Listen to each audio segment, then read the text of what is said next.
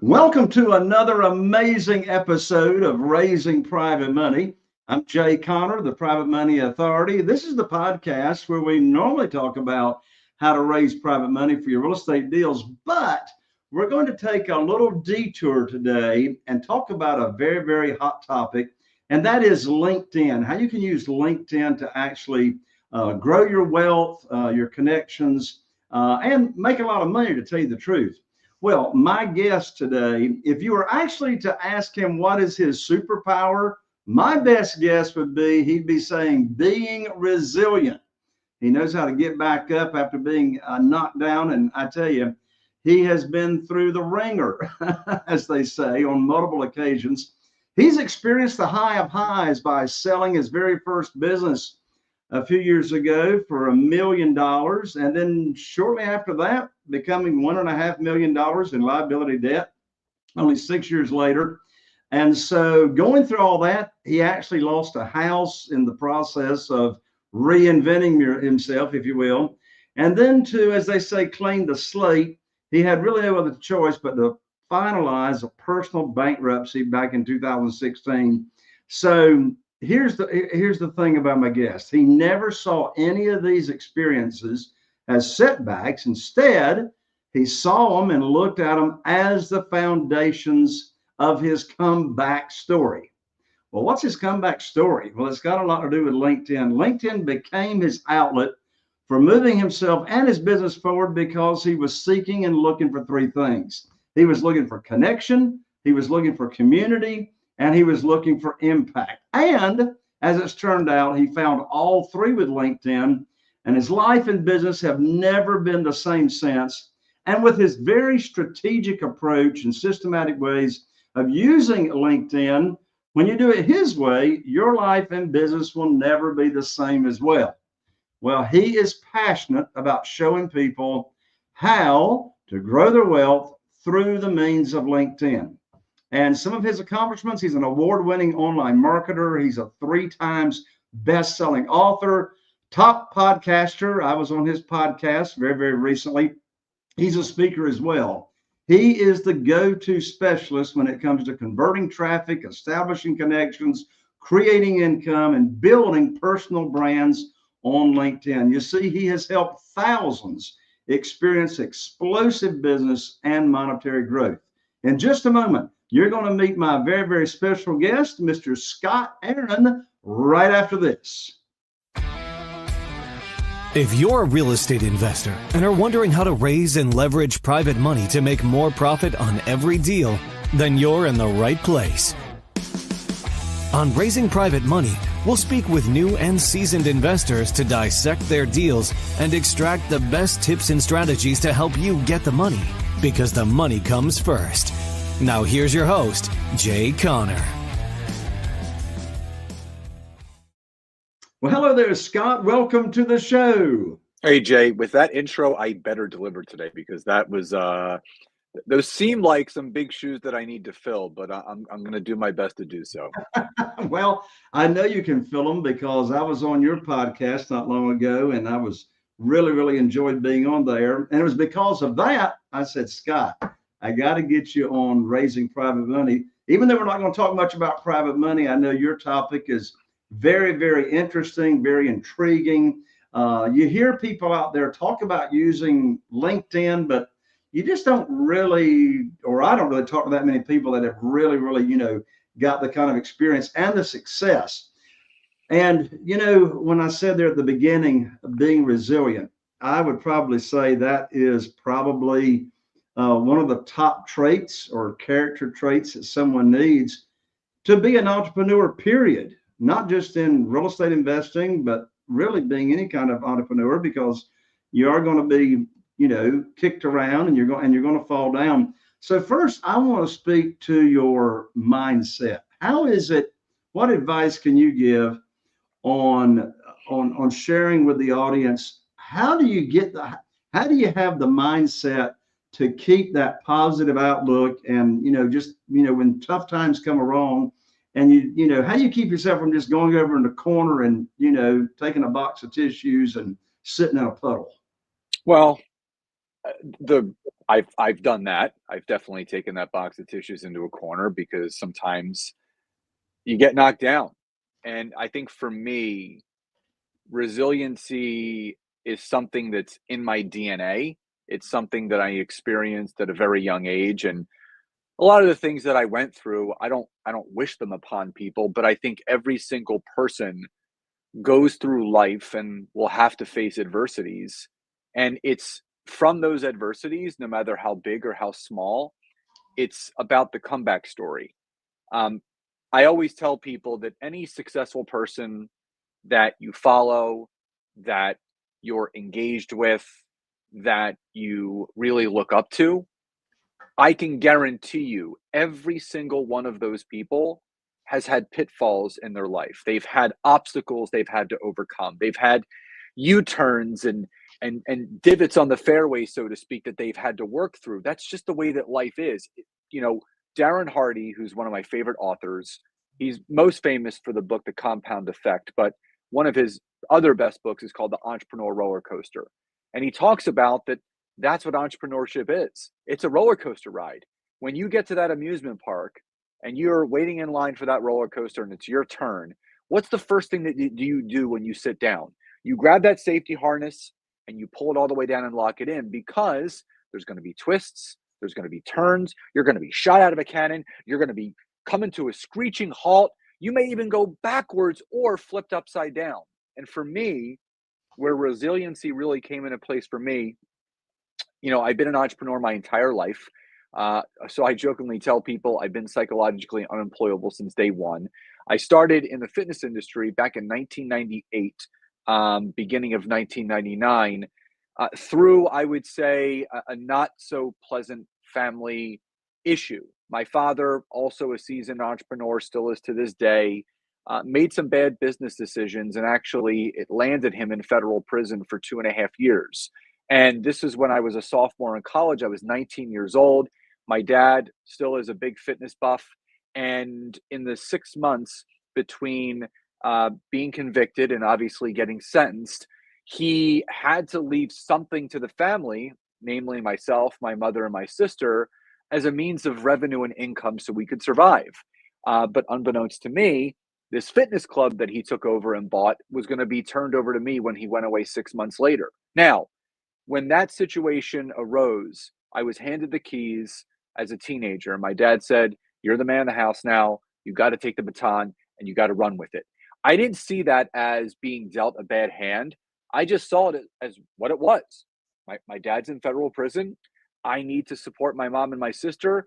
I got to really envelop myself in this fitness industry and really become what this is. But I learned a lot along the way. I learned about being resilient. I learned about being myself, and I still have the letter to this day. My father gave me this about a year ago. He gave me a letter that I wrote him because I had the first letter. And basically, in the letter I wrote him, I was upset because I felt like I could not fill his shoes. His shoes were too big. I could not be him. And I couldn't do the things that he was able to do. And he gave me the letter that he wrote me. And this letter, it still brings a tear to my eye when I read it, because in the letter, my dad wrote, he goes, in my years of being your father, he goes, "I've always told you to always be your own person and never try to be anyone else other than yourself." And he goes, "And that's what this situation calls for." He goes, "I don't want you to be me. I don't want you to try to be me." He goes, "I want you to be Scott and Scott only." And I think that was the reassurance that I needed at that time to give me the confidence that I could do this. And again, as you mentioned in your intro, there were a lot of ups and downs. We had two gyms. I sold them for $1 million when I was 24 years old. That, 6 years later, when I was just about to turn 30, I was now, $1.5 million in liability debt.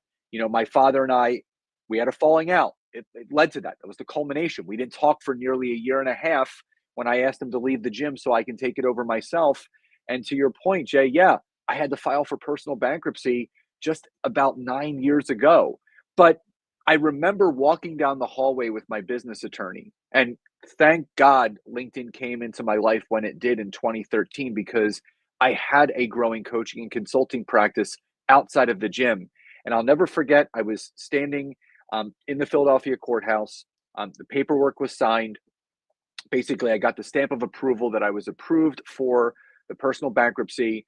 And this was July of 2016. It would take about 2.5 to 3 months to go through officially, which was October.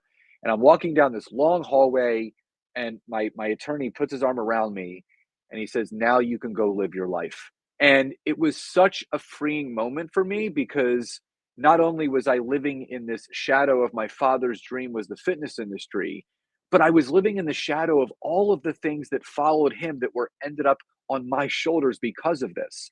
So I think all of those things culminated in understanding that resiliency comes along with entrepreneurship. And I love sharing my story because I want people to understand that you are going to get knocked down. And Les Brown says this all the time. He goes, "It doesn't matter how many times you get knocked down."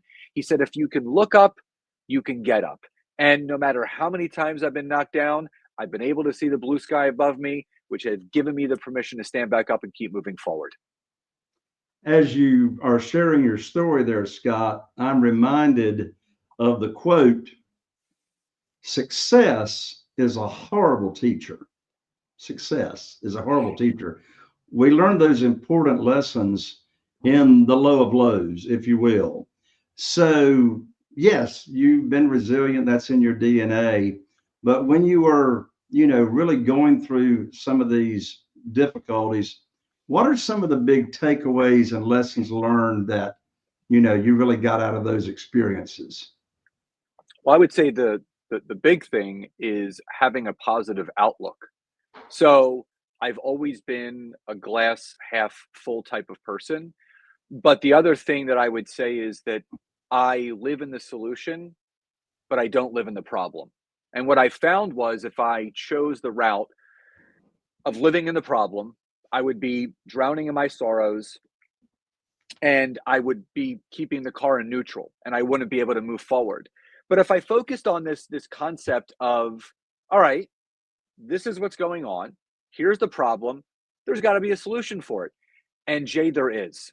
And I can positively, and I can affirm that no matter what problem someone is facing in their life right now, some other person has faced that same problem, and you know what? There's probably a solution for it. So no matter what was kind of thrown my way, I had to maintain that positive outlook and that positive mindset that there is a solution to every problem. Now, there's a secondary mindset shift that I had to make. I also had to put my pride aside. A lot of people will let their ego get in the way of getting to the next level of their business. And I remember one of my business coaches told me very early on, he goes, "Scott, you never want your ego to be so big that you can't fit in front of a doorway, or you can't fit through a doorway." So I always made sure that I always checked my ego at the door before I walked through. Because here's the thing, one of the things that helped me most mindset wise is understanding that it's okay to ask for help. So many people wear this badge of honor of, prideful that, I'm going to grind it out, and I'm going to do it myself, and I'm going to figure this out on my own no matter how long it takes me. Now, I love your quote because, success is actually not the best teacher. Failure is. The failure is where you learn the lessons. But I also found myself never hesitating to ask for help, because there's strength in that. And I think people have this mindset that if they reach out to someone for help, right? Think about all the people that attend your seminars, all the people that read your book and come to work with you. They're not afraid to ask for help, because you know what?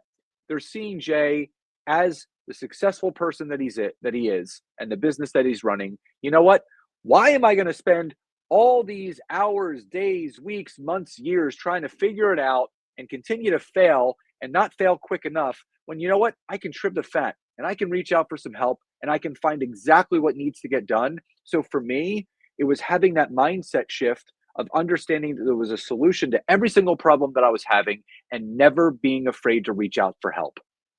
It's amazing how much we have in common, Scott. One of which being, I remember sharing my story on your show when I was cut off from the banks. And the first thing I asked myself was, who do I know that can help me with my problem, right? So I can relate to exactly what you're saying. So you were handed the keys to the business that your dad had there. And then you went through the difficulty of times. You grew from that. And then you got into LinkedIn. Yeah. How and where and how did the LinkedIn thing start and come across to where you've come today to be the LinkedIn expert? So after we sold the first two gyms, we spent about a year, and that was in 2003. 2004, opened the last gym, and that's the gym that kind of took me from millionaire to negative millionaire, so to speak. Uh, and I was your prototypical personal trainer, sports nutritionist. If I wasn't working, I wasn't earning. And I was literally working every hour that I could. I was working 6.5 days a week. I was doing about 70 to 80 hours. Now, I was making six figures as a personal trainer, but that's not to say much because that meant the more money I made, the less time I had. It wasn't until 2012, in all honesty, when my son was born. He's 12 now, that things really kind of shifted for me perspective wise because I realized that it wasn't just about me anymore. And I always remembered my father was so present in my life. You know, he worked very, very hard, but my mom had certain ground rules in the house. We would sit down and have dinner together every single night. And my dad was my coach in sports. He was at all my sporting events, even if he wasn't the coach.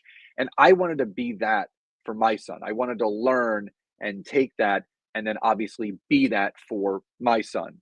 And when I kind of took a look in the mirror and I looked at my life, the way that it was set up, it wasn't going to be set up for that because if I wasn't working, I wasn't earning. And I'll never forget, Jay, a good friend of mine asked me one of the most poignant questions that I've ever been asked. He said, Scott, if you get sick or injured and you can't physically train people and you can't physically work, how are you going to earn a living? And Jay, it scared me to death. Like I remember the feeling of the pit in the stomach type of feeling where I'm like, man, that was a gut punch. But it's exactly what I needed to hear at the exact time that this happened because it forced me to turn the mirror around and take a really good look at myself and say, where am I going with this? You know, I'm 33 years old. Like, I can't do this for the rest of my life. I've been doing this for 15 years. I, I'm I need to go to the next level. So I started to think to myself, I sat down one day and I started looking at the demographics of the clientele that I had in person. And all of the clients that I worked with from a personal training standpoint were business professionals who saw me on their way to work early in the morning, on their lunch break, or on their way home from work. And I said, okay, if all of these business professionals are willing to take the time out of their day to come see me, whether it's before, after work, or during their lunch break, they have to be all over the country. They're not just in the Philadelphia area where my gym was. They have to be online somewhere. And that's when I asked myself the secondary question. What social media platform would most easily allow me to find these people? It wasn't Facebook. It wasn't YouTube. It wasn't Instagram. Wasn't TikTok because it didn't exist. It was LinkedIn. So I went onto LinkedIn. I changed my profile around, and this is now the beginning of 2013. Changed my profile, updated my banner. I started connecting with business professionals, started messaging, creating content, all this stuff. And within 6 months, I was able to match what I was making in person online doing these virtual workouts and nutrition plans for people. And I was blown away and I wasn't doing anything special. It was the law of numbers. It was connecting with the right people. It was hearing people's stories. It was me sharing how I can help them in the capacity that they may be struggling in and with. Now, this was never intended to be a business. But Jay, what I can tell you is some of the best businesses are created on the backs of those that need what you have most. When there is a gap in the marketplace, when there is a need for a problem that people are looking to be solved and you have the solution to that problem, you could have a business. So here's what transpired. As I was getting these results, I reached out to a couple of friends of mine that were also in coaching and consulting because that's what I was doing. And I said, I really think I found something here with LinkedIn. We were all using Facebook and it really was not getting the type of results that we wanted. I said, you should try this strategy. And I taught them what I was doing. And one friend in particular, after about 2 weeks, he got back to me. He shot me a text message and I'll never forget. His text said, dude, call me. So I called him and I said, what's up? And he goes, listen, he goes, I don't know what you figured out with this whole LinkedIn platform thing, but he goes, I have 14 appointments booked this week, qualified appointments booked this week. He goes, you should be teaching other people how to do this. I said, what do you mean I should be teaching people how to do this? He goes, listen, you teach people right now how to build healthy bodies. Start teaching people how to build a healthy business using LinkedIn. And that was it. That was all I needed to hear. That is what allowed me to put the pieces together between this problem that people were having with the solution that I created with LinkedIn.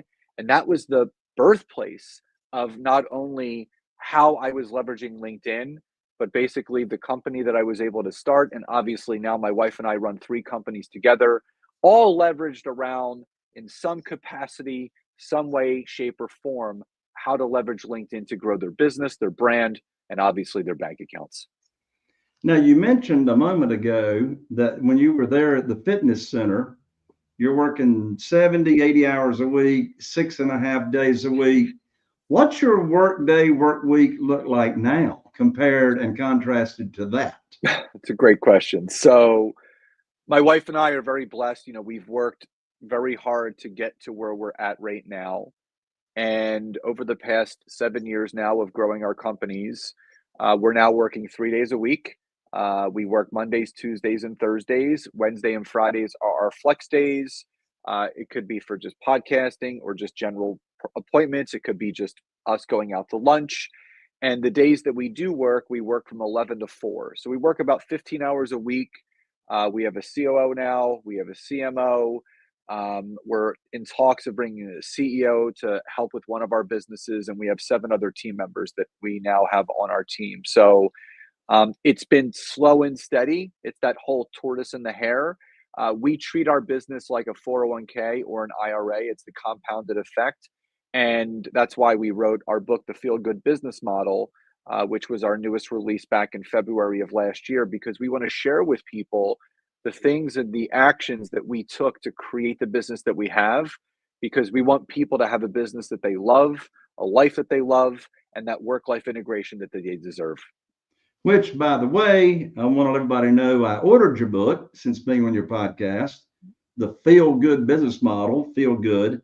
I'm about halfway through the book. It's a phenomenal book. I recommend it to everyone, particularly if you're wanting to start a business or you're running a business and your business is running you instead of you running your business.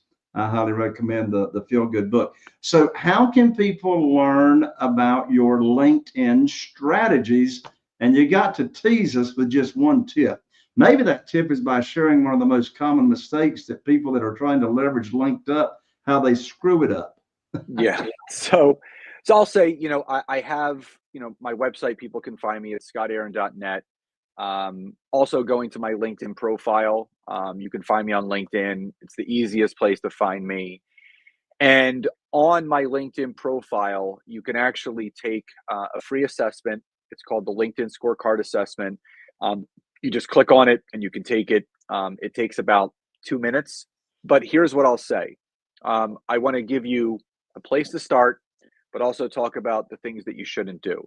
And I'm going to start with the do nots. So the biggest mistake that people make on LinkedIn is they focus more on selling and pitching instead of building relationships. Now, if any of you watching this or listening to this have ever spent any time on LinkedIn, you've probably received one of those 18 paragraph long drunkalog verbal vomit messages when someone's trying to pitch you and sell you. We call it pitch slapping in the sales industry. And that doesn't feel good. No one wants to be pitch slapped, but everybody wants to be connected with. So if you're that person that, you're just literally spraying and praying and just trying to send as many sales messages out as you can, stop. Think about, and this is, my wife and I talk about something called the smell test. If you're crafting a message on LinkedIn and you reread it and it stinks, don't send it. Never send a message that you yourself wouldn't personally respond back with. So I'll leave that. That's one of the biggest no-nos. Now, where can someone start? The easiest place for someone to start is optimizing your LinkedIn profile. One of the biggest benefits of LinkedIn right now is, number one, it's a giant search engine. So basically everything is keyworded. Now, if anyone visits my website, there's a free gift on anyone that visits. It's scottaaron.net. It's my 6 steps to a perfect LinkedIn profile. So basically you click on it, it's going to give you this beautiful 6-page PDF, which is going to help you understand the core foundations of how you should optimize your LinkedIn profile. Because here's the benefit of doing this. When you have your LinkedIn profile set up the right way, meaning your headline section is full of keywords that your ideal target client or business ally would be searching for, that would then allow you to be visible in that search result, that would drive more people to your LinkedIn profile. It's going to give you that increased visibility. When you can have that about section written the right way, where you're sharing with people what it is that you do, how you do it, who you serve, and what makes you different, but also having that specific call to action. How can people learn more? One of the biggest mistakes that people make on their LinkedIn profile, you're not taking people on that customer journey. So leave your website in the about section. Leave your business email if you want people to email you there.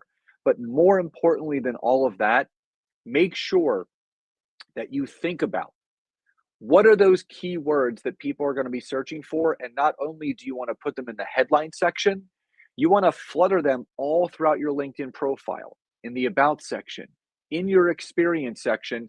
And finally, within your LinkedIn profile, there's a section called personal recommendations. These are testimonials. This is social proof. If you want the words of others to speak for you, so you don't have to, you want to gather as many recommendations as possible. And it's very simple. You just have to ask. You have to ASK to GET. You have to ask in order to get. So if you want people to write you those written recommendations, you have to ask. So you ask people that you know, like, and trust. You ask current clients, current employees, past employees, business allies. And again, you can see this little certificate right back here for people that are watching. My wife made that for me. I now have over 500 written recommendations on my LinkedIn profile. And I don't say that out of ego. I say that out of confidence that I know anyone that's looking to take their business, their brand, and their presence on LinkedIn to the next level, you can read through the words of nearly 520 people who have said that that is exactly what I did for them. So not to overwhelm people, if you want to get started on LinkedIn, number one, don't spam message people. Be authentic in everything that you do, but more importantly, get that profile optimized, because the more visible you are on LinkedIn, the more visible your business will be on LinkedIn. Great advice, Scott. Fantastic advice.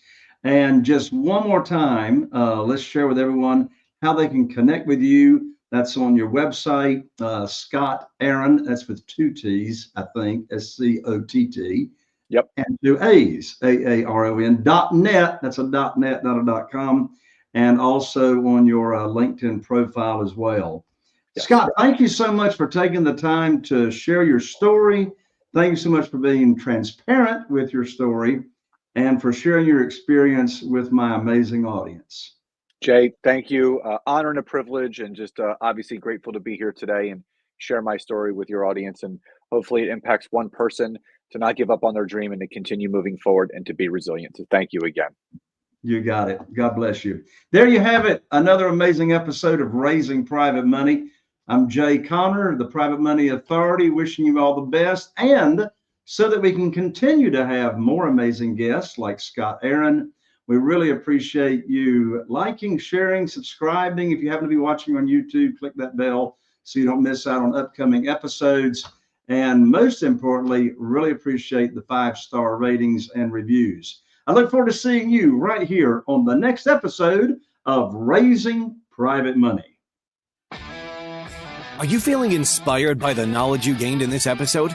Then head over to jconner.com/moneyguide. That's jconner.com/moneyguide and download your free guide that shares 7 reasons why private money will skyrocket your real estate investing business right now.